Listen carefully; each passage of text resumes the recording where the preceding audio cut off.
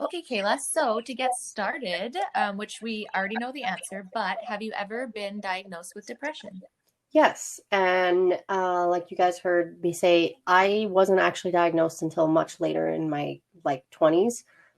It was after a major breakup and the birth of my son, and I moved to a whole new city. I left everyone and everything I knew and came and risked everything on something that didn't work out, and it was crazy. So that's when I was like, "Hey, I can't do this on my own. I need help to climb out of this hole." So I reached out and called a therapist, and he said that it was quite obvious that I had depression.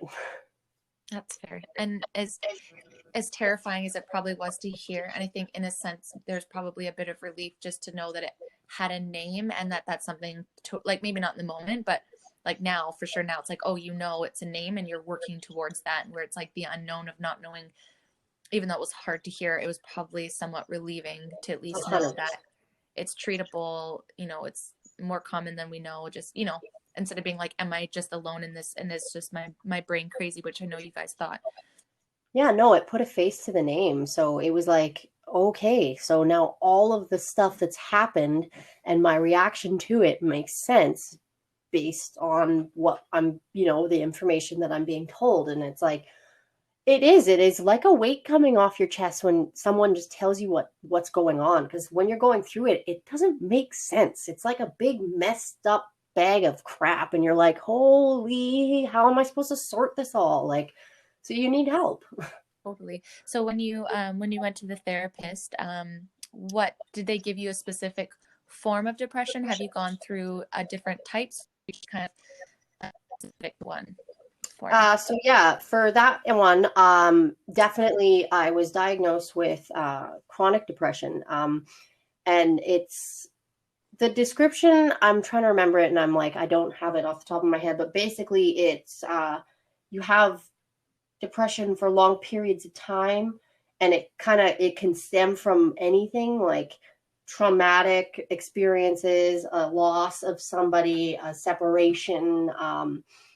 Many things can make this happen, and so it's not like I think, how do I want to say it? Like I really put a lot of thought into my early childhood as to why I ended up with depression, and it's like, um I mean, that's tough to say, and I'm not blaming anybody, but it's like the situation that I was going through was fucking intense for a child. So, Yeah. um I just, yeah, like I just didn't, I don't know, I just didn't have the tools to process things, and things were just very sad. And like, I think right from early on I noticed that I had a tendency to stay sad for a long time, and it was like, why? Or things that were, that shouldn't really affect you deeply would affect me so deeply, and it was like, why is this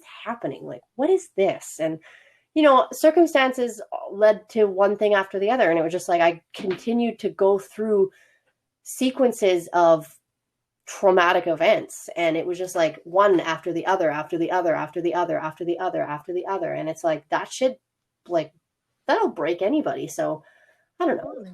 I think, yeah, it was chronic. That was my answer. And it's not major depression. Like I'm not I would call major depression to be more of the crippling, and like bipolar, that can be pretty out of control. Like if you don't have help or a medication for those things, like they can be very, very, very consuming. And it's like you need that medication to balance the chemicals in your brain so that you don't hit those lows, Totally. is essentially what it does. And I mean, for major and bipolar, I know like most people do need to be medicated, and like there's no shame in that at all. So Nope. don't feel shamed. I mean, yeah, mine just happens to be not as bad anymore because I've unpacked a lot of my stuff and I'm working through it. So it's, Absolutely. And I think too, for you at your younger age too, there was like, I know you said you're really angsty and you're not the fiery, you know, gal you were once then. And I think the reason is because that probably the depression and anxiety and just like not knowing what any of that was probably just fueling that like fight or flight, and you're just Yep. like you said, it was one thing after another, and it's like after a while you probably convinced yourself that you don't deserve to feel safe, or you don't, and then you just keep Yep. accepting And that. yep, and it's just a snowball of effects. Like that, you look at my history and my my interesting dating choices. It's like, why the hell would that girl do that? Like, go out with that guy? And it's like, it's really hard to explain because it's like you want to see the better in people, but you want to see the better so much that you can't see the bad. Well, yeah, or totally. And you just think that you're going to be that person. I think for me, it was always I think I have to be the person that makes that person want to change or be better, or, and it's like, that's not my, stop trying to put all your energy in everyone else. Why don't you focus Yeah. on you? Quit trying to avoid you. And I'm saying that to me. My depression was crazy. It was like, I'm coming out of it, realizing what it was. Like, this is insane to say this right now, but my depression made me very dissociative. So, like, that essentially I would just create imaginary scenarios and I would live in these fantasy ideas. Like, it's intense, guys. You didn't know better, and I bet you learned how to do some of those things in early childhood to disassociate with negative, and kind of be in this world, because growing up, especially before you were adopted, was not a safe space for you. And that's where I think probably a lot of, even though your adopted parents were, and your parents, sorry, I call it your parents, but just to be clear, to everyone else, like, they did all they could to counteract that. However, at such an impressionable age, that's already starting in you by not being in a good surrounding. Yeah, like I was I had we actually my parents my parents had to have therapy sessions or counseling sessions with the social work um, organization because of the experiences that I witnessed or went through in my early childhood before I was adopted. They were basically pre-equipped with, I guess, courses on how to help me manage and cope with everything because they were saying like I don't know, the extent of the what do I want to call that, the extremeness Your of it. situation. Yeah, I don't know. They didn't want to say that I was going to be okay, but they also didn't want to for sure say that I was going to have this thing. So they just wanted to equip my parents with the tools to help me come out of, and it was very evident from early on. Like I was super hard on my mom, and it was because I think the honeymoon phase, I was so used to being Yep. moved around so much in the early times that it was like I had pretty much predetermined that everyone was going to leave, that no matter how I acted, if I was good or bad, they were going to take me. I was leaving. So it didn't matter. And that's Do you like, feel like that transferred into your relationships later in life? yep. And I'm only saying that because now that you say that, I had the exact same problem. Obviously, not on the same scale, but I think, But your parents, like your mom being single and then getting, I don't know, like that's rough, dude.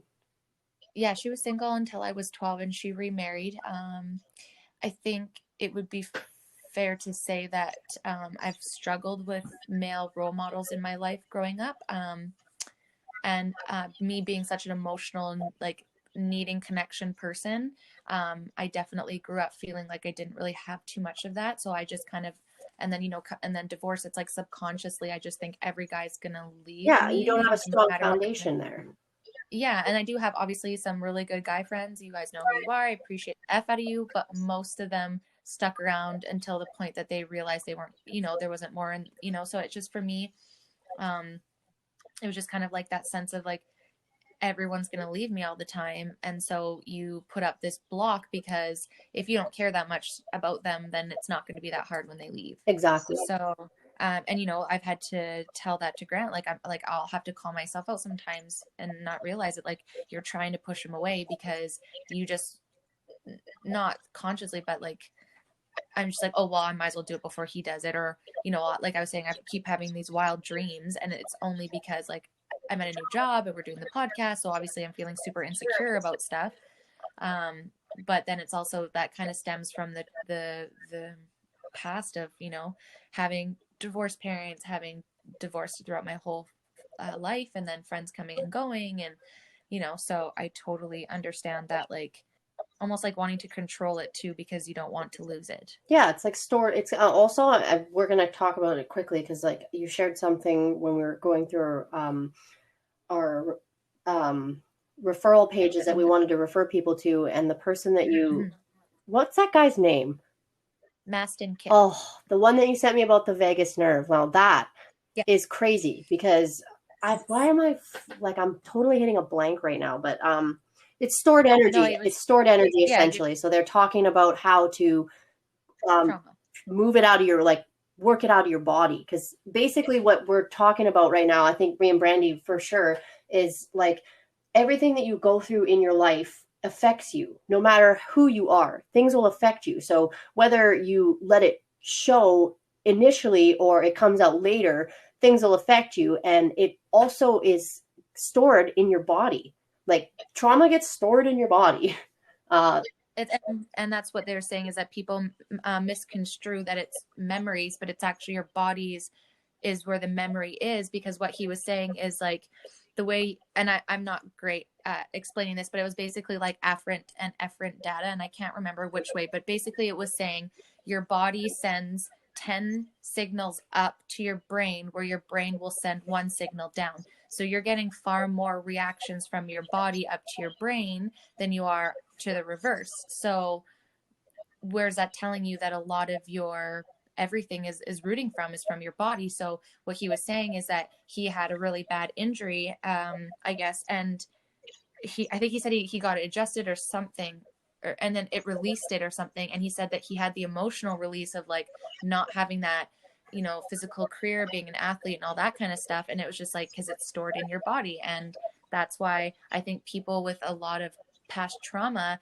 that, and we could probably attest that now, like how much more did your body feel tense, and then your other parts of your body are overcompensating, and then it just kind of like spiral effect. So it's like, that's why I'm always about getting to the root of the trauma, because that'll help release more things. If we just cover it up, that's still not going to help the underlying root of it, right? And I think that's why we're pro pharmaceuticals, but we're also pro like, get in there, unpack that brain of yours. Yep. Babe, get in there, get messy.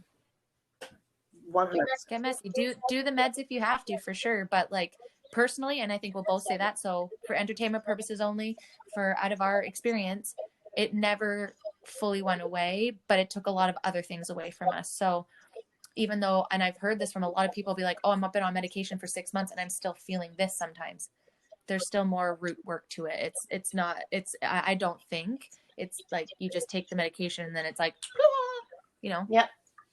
It's not like those fit teas, we just drink them and all of a sudden you're zero waste. You know what I'm saying? Oh my gosh. Sorry if you sell fit teas. Not really. Oh. But, So sorry. We could keep going. So let's keep going. What would you say how does depression affect your day-to-day life with your home, work, relationships, school? Okay, so for this one, it was a big issue. Like Ryan and I got together in the beginning of my healing stage, essentially, and I was seeing the therapist and I was on medication. I actually needed it. Like I legit needed it. I don't know if it was the fact, there were so many factors. Like I said, I had just had a baby, and then I moved out of my hometown. Like I grew up in Grand Prairie. I wasn't born there, obviously, but I grew up there.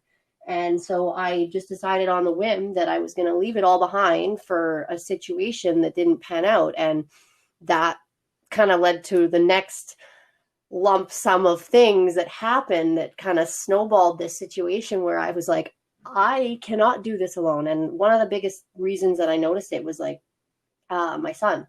I'm like, I can't be crying all the time. I can't be sad all the time. Like, I know it's good to show your children emotion, but when it gets to that point, it's like you need to be able to reach out and attack it from all fronts. So it affected me huge. It was debilitating. It made everything not make sense. It made everything sad. It made everything like super depressing, lonely. Yeah, it was really debilitating in the beginning. There were, like I said, weeks where I just cried And it was like, why the F is this happening? And I never talked to anybody after I had cash, but I should have. So this is me also saying to people, like, do not struggle through this alone. Do not like call somebody, ask, reach out. Like, you are worth the effort to get better. So if you feel things, like, there's no shame in it. And I was scared. I was scared to talk about be having possible postpartum, because I was like, there's no fucking way I could have that, because I was so hell bent on not being sad or depressed. But it was like, no, I had really hard time in the very beginning, like, of Cash's first few months. Like, it was really difficult, and it was like the birth itself was traumatic. Like, I had a 24-hour labor. It was painful, Hey, you know. we're gonna have a whole episode on that. Don't terrify me I yet. mean, so there was, I'm just there's kidding. a lot of people, like, and I think it really is to say that I'm hopeful that the next time isn't as harsh. Now, that being said, I'm not a professional. I don't know for sure. Like, so I'm going to be in contact with my doctors or whoever, however I decide to go about this. Like, I'm not going to try and just manage it on my own. Like, it's a possibility that because I have had depression, I'm susceptible to having postpartum again. It's a thing. So, yeah, I don't know. I think I'm going off anyways, but it affected me hugely. And then it was like, okay, I need to do something about this. So I started doing therapy with medication. And I used to go to therapy, I think, twice a week. And then it dropped down to once a week. And so I was going once every Friday, every week of the month. And that was for 2017 on. I just 6 months ago stopped going to therapy. I just said I need to take a break. And I think, for me, I got to a point where I'm like, I kind of want to see, I've been given some really good, useful tools here. I kind of want to see what I can do with this on my own right now. And I mean, that's just where I'm at. Don't go and just cold turkey, like, fuck your therapist, like, blah, blah. Like, a lot of thought went into this. A lot of talking to many people went into this. And it was like, no, like, I think I'm ready to try and, take my life on my own with the tools I have now. So it's not as debilitating now. I have support, I have people, and I'm also better equipped to process my shit. Yeah, so you answered number 4 is how you manage your depression. So you that's perfect. So you were medication, and we agree. It definitely be on it if it's for a time, if it's forever. Like, that's for each individual to figure out for themselves. We're just saying this is our experience, but we know people that are just thriving and doing amazing that are on medication, and that's awesome. And I think it's really brave to be like, hey, I just want to see if I can do this on my own, because you know what? You can always go back on medication. You can always call that therapist. So, and I think for you, you just kind of like, I just want to see how I see the world and how I react without that kind of, like, you're just jumping out of the nest and seeing if your wings are flying. And I think you're doing an amazing job with that. And that he's there, or anyone is there when you need them. And I think that's the most, reassuring feeling, is that if you do try another route and it's not for you, and you're like, okay, let's go back to this one, or just always keep trying. I think that's what you've done. You've tried all the things that worked for you, what works good, and now you're just trying to shake it up a little bit and see if you can do these things more on your own. And maybe it's once every 6 months for a brain maintenance check, or finding different avenues like community groups, and that sometimes is just more than enough. Totally. And I mean, I think what was I going to say there? I've kind of taken a more holistic approach to it. Like, without medication, I've started, and this is funny because it also ties into many other episodes we're going to talk about, like, especially with this is huge for women's health, but it's important for women to, like, know their bodies, know what your body needs. And, like, there are natural ways to reset your body's patterns. Like, vitamin B12 is a fucking huge situation. Vitamin D is also huge. Magnesium is another good one for, like, and I think this is good for anybody. Like, but talk to your doctors or your naturopaths about supplements, like natural supplements that you can take, like, in your food or powder form or pills or whatever. Because just throughout my journey in this, vitamin B12 has been the one thing that I have religiously taken. It makes a huge difference in my cognitive abilities. And I also take something else called maca, and they both support cognitive function. And it's like, if you have chemical imbalances, I am pretty sure that you can reset them naturally. And that's where I'm Yeah, and it's at. like the benefit at least, right? So, and also CBD, like CBD is, I'm like, I'm just going to yell Yeah, CBD. Like, I'm going to get it tattooed on my body. I don't know. I know, right? So when we were going through it, you said you initially were diagnosed in your 20s, but you were saying you definitely noticed it early on. Would you say that was like what part of your life was that just right after adoption? Would that be like as a teenager or in your early 20s before? It's Is gonna, there did you have anybody intervene and say, "Hey, yep. something's Yeah. up"? There are a few situations throughout my life that are very like memorable. And when I look back at them, I'm like, that was really destructive, self-destructive, I guess.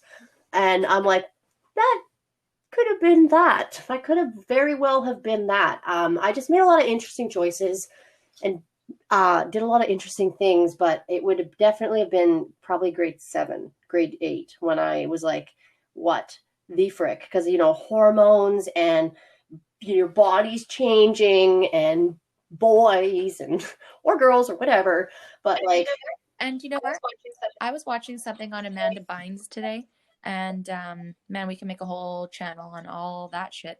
But she was saying like when she was coming to light and getting, she was always known as like the chubby cheek, like cute whatever, and they said something in this video and they're like 2006 was the year of the super skinny, and then I think back to where I was in 2006 and it's so true. There was a really big time in our lives there at that time, when we were coming to like and like between like 16 and let's see 23, that it was like all over the magazines, like these celebrities were like fucking yeah, thin. Remember, it was like everyone had like an Victoria's Secret sorry, models, like like nothing good against morning. them, but Yeah, they're very petite, like very slender, long, yeah, like they're fabulous, they're beautiful, like that's just yeah, their frame. And but that was the push in that time. I remember that. yeah, it was.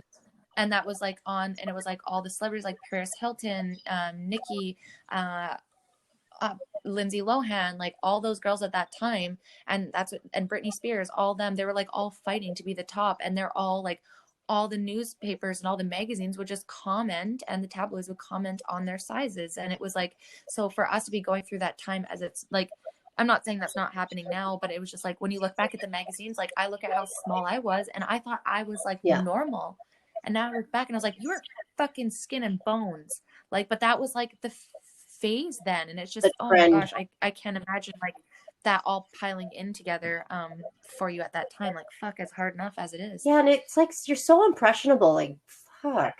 Like, Yeah, I don't know. yeah. So where would you say, which I think we kind of already know that you're killing it, but where would you say you are now, like from a scale of 0 to 10, and you feeling like you could hit that depression's in the past and it's something that I just like work with and not something that consumes my life?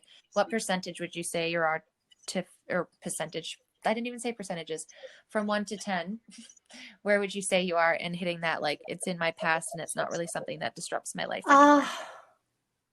I think this is pretty situational. Like I didn't like I was talking about in our a little bit earlier that uh I lost my grandpa, and that was weird, but like it wasn't some that's where I noticed like for sure that it's like I'm able to come out of it. So for that I would say I'm gonna say like an 8 almost.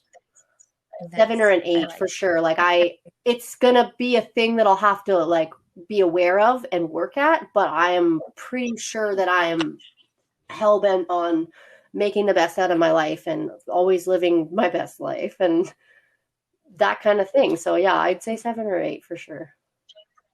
Do you promise to tell the rest of the community when you hit Yeah. 10 Oh yeah. pin? Oh, you guys will hear about it. And like you're gonna hear a little about it, and We'll like bring it she's up. gonna ask a few more questions, and I'm gonna talk about some things, and I'm hoping that'll hype people to kind of keep pushing. Yes.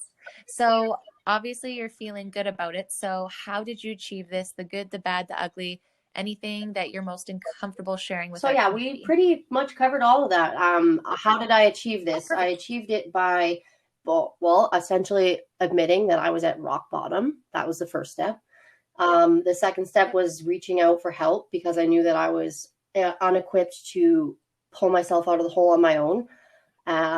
Then therapy, medication, and working towards trying to better my life. And, it just kind of goes up from there. Setting up your environments and stuff so you're not in so many situations that are going to flare that up. And that's what happens when you like don't believe you deserve better, and then you're putting yourself in Yeah. shit situations because you just constantly believe that's either what you deserve subconsciously, and you stay in it and you live in it, and then once you break free of it, you're like, holy Yeah, and it's shit. funny because I have a few friends that I've said this to. I think you're one of them, and then I've got another girlfriend that her name's Sienna, where I've said it's so strange that this year and the last couple of years I've really started noticing like the friendships that I'm making are substantial. And it's like Mm-hmm. I have friends that I'm still friends with from like childhood, and those are friendships that are deep and like, but these are like adult friendships, I'm going to call it, are so different when you're like coming to a place of like healing and knowing who you are. And yeah, like I've said it. I feel like I've said it to you where I'm just like, it's crazy. Like once you start believing that you Good. deserve to have good people, like fuck, do they ever start just coming through the gate? Well, that was just like today when we were talking about my high functioning anxiety, and you're like, I said that with love. I'm like, I only receive everything you Okay. say with love, because and it's the thing too, like and I honestly like encourage people to start a podcast together if like talking about this, because I mean a lot of people know stuff, but I feel like there's just a different level that like there's like we kind of had to just push down any boundaries or walls. Like I've had to ask questions. I was like, okay, we, like I should know this because we're doing a show together, but we've never Yep. talked, but we've talked about so much. And it's like, it's such a, like you said today, it was such an adult conversation. You're like, like, I don't mean to, I feel like you were maybe pulling out the social worker Yeah. student card there for a second, which is great because I don't have that. So I'm not taking that because I've been told that before and we've never talked about it, which is weird. But you're 100% right. I am high functioning. It's just, I just kind of forget that that's, and then this, like today, I was just like, I know I'm a bundle of energy. And sometimes, especially first thing in the morning, it's a lot and it's a lot for people. And I used to feel really shamed about it. And now I'm like, no, that's just who I am Embrace and it's it. okay. And not everyone has to love you at every single second. So yeah, I thought that was kind of funny. I was like, if really people didn't know, like my high functioning anxiety is just because like it's just anxiety. I'm running around and just being this way because I can't not be Yep. any way No, else. fair.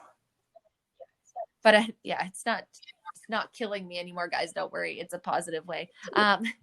To carry on though, I want to know the answer to this question. What were your best accomplishments once you understood what was happening and why you felt the way you felt? Wow. Okay. So this is what I was talking about where I said you guys are like, this is the hype moment. Because I was thinking about it today and looking back from this moment to the exact time last year, I am light years ahead of where I've ever been in my entire life. Even when I go back to when I first moved to Victoria, I have made some staple movements in my own life that have like skyrocketed me into my own success. Like these are my victories. I got I kept a job for as long as I could. I moved on from that job. Once I moved on from that job, my life started to getting even better. Like just the setup. Honestly, I'm going to shout out to my fucking mother-in-law right now because that woman is next level. She knows her shit. She straightened all my finances out. Everything just like got so different. And not just that, she helped me understand it. So I've come to a place where I'm not struggling anymore. And financially, I know a lot of people, like if you're struggling financially, that causes so much fucking stress. It's unreal how much stress that causes. And it's like to come to a place where I'm not drowning anymore is like, and year after year after year and just getting better and better is like, holy crap. that, and it's like crazy because it's like these are things that my parents were trying to set me up with, but I was just not equipped to take that from them at that time. I didn't know what to do with it. And then finally, fast forward, I'm at this place where I'm like, God damn it, I have a kid, man. Like, I cannot fuck this up. Like, I put so much pressure on myself in that moment. And it was like having him really changed everything because it's like, you cannot be a damn idiot anymore. You can't run around fucking up your life and being a shitbird. And that's my favorite term. I'm going to call it that, shitbird. You can't be a shitbird and succeed and be a successful person and a great parent and a friend or whatever if you're running around trying to be a shitbird. So Same. Our new, okay, so we're going to get clothing one day, guys. And the two things that we're going to say for sure now is all the things. And because that was me, you, and Lexi in the same episode. I'm pretty sure all of us said it like 3 times. And I actually want to do like a laughing clip where we've said it throughout all of these like 7, 8 episodes. I think it's going to be hilarious. I just need time to do that. But anyways, all the things, and don't be a shitbird. Don't be a shitbird. I mean, that was so to like kind of tie it all in. Like, my accomplishments have been bettering my life, unpacking my bullshit, making peace with everything, letting shit go, and just thriving. Like, I'm at a point where I'm feeling like I'm thriving in my life. The last couple of days have been like, I'm super grateful. I'm really aware. I'm super present. And it's just like, I don't know, to be in this state is, I never thought I could be here. So to be one thing, like to be 30 and to be in this space is like, hallelujah, thank the universe. Yeah, it's over now. I think we made it. Oh, totally. And we always say that we wish that we were a part of each other's lives because we would have been so great for each other. But divine timing always puts us together at the right time. So I think obviously we're meant to come together now through this time, through these years, through all that to do this show. And even in the, Frig, what did we start like actually talking probably in October? I'd say we started talking more and more. So it's like even since October, like even just watching the flip around of your mindset, even when you're texting me, you'll like change your mind within the text. I'm like, I didn't even answer you. Like, I didn't even fucking say anything. You just figured it out on your own. So, and I think the biggest accomplishment me seeing from you is you putting it out there and not having not fucks, because that's sit here and say we don't give any fucks. Like, that's not what we're saying, but like to be unapologetically yourself, because nobody should apologize for who they are. I mean, unless you're a fucking shit or wherever the fuck it was. But like, and to just like, I think your biggest accomplishment is stepping into who you are instead of fighting it, and it's bringing you absolutely everything you've ever wanted. And I know we have a couple friends out there right now that we're both very close to, who you bitches better be coming to Kelowna this summer. You know who you are. Mm-hmm. They have said they're done with their bullshit. This is how they want life. They're moving forward. And I think like all of us in that group, we're just like literally moving so far from our past. It's just such a bright future. And I think we all amp each other up, and that support has just been incredible. We're leveling up. It's neat to see how it's happening. Like we have, I know exactly who you're talking about. And like, we're all literally going through the same thing at the same time. And it's so fascinating to see your peers and like your best friends or whatever level up at the same time. Because it's like, it's something else to be on the same level as other people. I have to say, like, when you're operating in lower vibrations, it's like we said, if you think about the negative, you're going to attract the negative. So when you think you don't deserve more, you're going to keep putting yourself in situations where bad things will happen. And it's like, now we don't do that. We're done with it. So it's like, fuck that. That's a thing of the past. I'm never going to go that way again because I did it for long enough and it doesn't serve me. So why? And the glow up's so fast. And it's like you don't even realize, and then like a couple days and you're like, wow, you're kind of reflecting, and it's like, what the hell? Yeah, and just like everything falls together. That was like with our move to Kelowna. I mean, it was hell. We went through shit. Had hard times, but like everything has been great. Like it just, once you start aligning with things that are right for you, it's like, I don't know if you want to believe in the universe and whatever, it's like whatever you believe in is giving back to you, right? So that's where I love the law of attraction, where it's like, I don't necessarily believe if I sit here and think about a sports car, I'm going to wake up tomorrow and there's going to be a sports car in my driveway. But if I Yeah. continually think that I'm never going to get one, then I Then probably you will won't. never. Right. Totally. And I think that for us too is another huge accomplishment, is where your brain patterns are, and not having them attached to such negative, deep, dark, pull you down feeling, like pulling out, hey, motherfucker, you're doing this because, you know, your grandpa just passed away. You were heavy. And I knew I could feel what was going on without you telling me. I was Yeah. like, she's stressed out because of the everything. She's got school. Like grandpa's passed away, even though she says she's okay. She's not. She's worried about the next episode. Like I was like, I need to jump in and be like, hey, it's okay. Yeah. I'm And here. that's, Talk to yeah, me. exactly what you did. And I can't even tell you how much that helped. Like, it sounds so crazy, but It's not. just having that little bit of time to get everything in order, to get prepared for this week, really set me up for success. And like that you were a part of that. And it's like, we get to be that for each other. And it's kind of fucking awesome. And I do it to you, right? So it's like, that's where meaning having your team of people that you can be 100% vulnerable. And like, there's times that I'll like message you and I'm like, oh my God, okay, did you listen to that last interview? Because I'm freaking out about the things that I said. And do I sound bad? Is the quality good? I don't want people to hate, you know? And then you're like, whoa, dude, it was fucking fire. Like, I didn't notice anything. And here the whole time I've like listened to it 18 times. And because I've done that, you know, then I'm just in this weird space and you're just like, snap me out of it. I'm like, okay, I'm not going to stress about it. And then I went on with my day.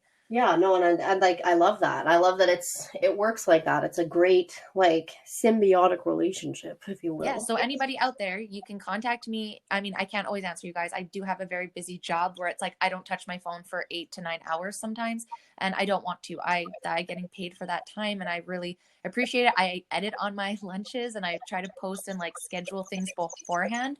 That's why if you guys see our postings in and out, it's because I'm super busy at work and I do not get paid to do that. So I get it in the morning or on lunch or after work. So anyways, point being though, is like, if you guys need us, if you need us to help bundle you out of that, like message us on our page. Either me and Kayla will jump in the minute that we can, or post it, or, you know, we're always here in that community to help you stop spiraling, because we understand that. And we'll just give you a little shake and a bum pat and put you on your way. Yeah, 100%. Like, just get it sorted and move Yeah. on. So Kayla, thank you for everything today. But is there anything that we missed about your depression that you want to share with the community for now? Again, all these topics are fucking huge. But for today, is there anything else you want to share with the community before we sign off for the episode? No, honestly, it's just like I'm working at living my best life, and all of that happened. Like, things happen for a reason, and even though I have a lot of things going on, I was able to come to a place where I believe in myself, and like, that's even just saying that out loud. Like, don't, it's cliche or whatever, fucking whatever.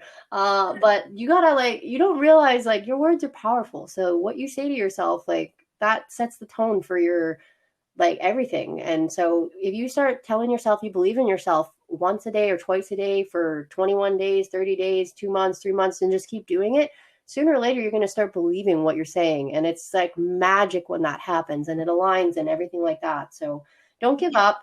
Don't fight this alone. And, we're always here to keep the conversation rolling, and to try and get as much ground coverage as we can, and to help however we can. And, we're busy people, but like, that doesn't mean that we won't find time to try and help you work out whatever you're going through. It's Totally. worth Because a text. yeah, and that's sometimes all it takes is like, hey, I'm having a shit day. Well, you're fucking awesome and you're beautiful and I love your eyes. Okay, thanks, bye. Right? Yeah, and we're always here for that. And I think that's a whole part of the community. And I think that's what I love about the guest episodes, is that we're seeing those core people that did show up as guests, they're starting to connect too, because, you know, they were raw and vulnerable on the same one. And it's like literally the most beautiful thing. And if I could spend all day crying about it in a positive way, I would. Yeah. But obviously we can't. But it's just been so beautiful for me, even to just open my eyes to things that I didn't understand. And I think, like we said in other interviews, when you can communicate that in any relationship, it just changes the world, because most of us are going through battles in our head that others don't know, or would think that it's insane that you could possibly think that. But it's true. And so I think that communication like builds connection. It builds relatability. It does everything. And so I really am grateful for everyone that's been a part of this community and putting in their experiences and their perspectives, because I'm learning so much more. Even though I have a lot to share, I'm equally learning so much more about everyone else. And in turn, I'm learning more about myself. And it's been super rewarding for sure. So I thank you for sharing your stories on your experience on depression. Cause like, I think I would understand that from a outside view, but now it's like I have way more of an understanding for myself, for anybody I know around me, and that I really appreciate it. Yeah, and I think it's cool too because it's kind of like these are things that like take a look at the people around you, like you can assess it, these are kind of also little us kind of coming out and giving tools to kind of be like, well, this is kind of something you should be looking for. Like, are they not coming out of their room for long periods of time? Have they lost interest in like things that usually excite them? Like, has their appetite changed? Like, this is things that people, we can start catching these things and, you know, assessing them early if we're a little more aware. And it's like, part of it is figuring out who you are. So get to the bottom of your own shit. And then that's when you start being able to help other people. And like, we're literally like, there's so much crap going on right now, like frick. And I just don't even want to get into it too much, but without saying like the my ethnicity or whatever, like my nationality is human. We're all human. So that's like, I'm just going to drive this home. Don't be a shitbird. Yes. Be The new hashtag, don't be a shipper. Be nice to people, because you don't know what they're going through, and be accountable. Hold yourself accountable for your own emotions and start being, calling yourself out on your own crap so that you're not out there projecting, and that, that all that adds into being a shitbird. Like you're out there projecting all your crap on other people, and you just gotta kind of take a minute and look inside and go, okay, what do I need to unpack here? Like that's all. We're not rocket science. It's attainable for everybody.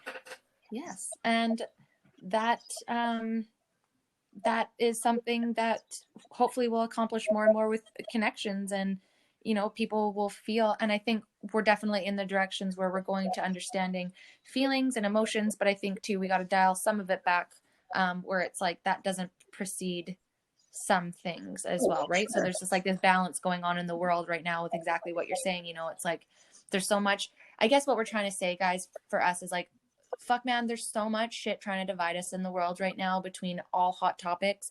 Let's just try not to make, especially our mental illnesses, divide us even more. Let's use them as superpowers to bring us together, and hopefully that can help address other issues in the world when we have an understanding, not using it as excuses necessarily by any means. Like obviously there's boundaries, but let's try to unite more than divide and find our commonalities. And that's what me and Kayla want to do, is show you guys that we're all more common, no matter, I mean, obviously there's a lot of differences, but we all are, like you said, human race. And for the most part, all of us are good people and we do care. And it might seem misplaced or maybe not as educated, but it's there. And I think it just takes a community to come together to talk about those differences or those commonalities to grow.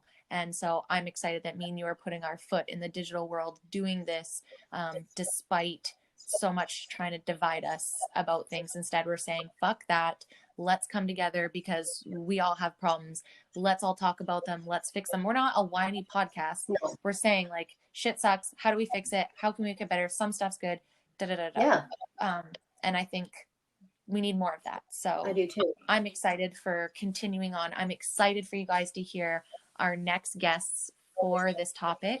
We have so many brave people that are willing to share their stories, and I'm really excited for you guys to hear this one, especially because again, it's like there's so many commonalities between these stories of these women, and I'm really excited for you guys to hear that next. Me too. I'm super pumped.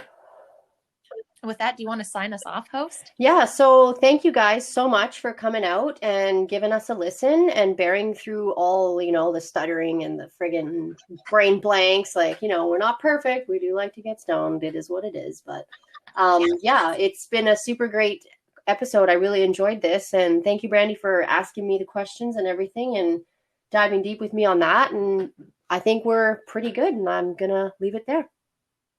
Perfect. We'll see you next time, guys. Bye. Bye.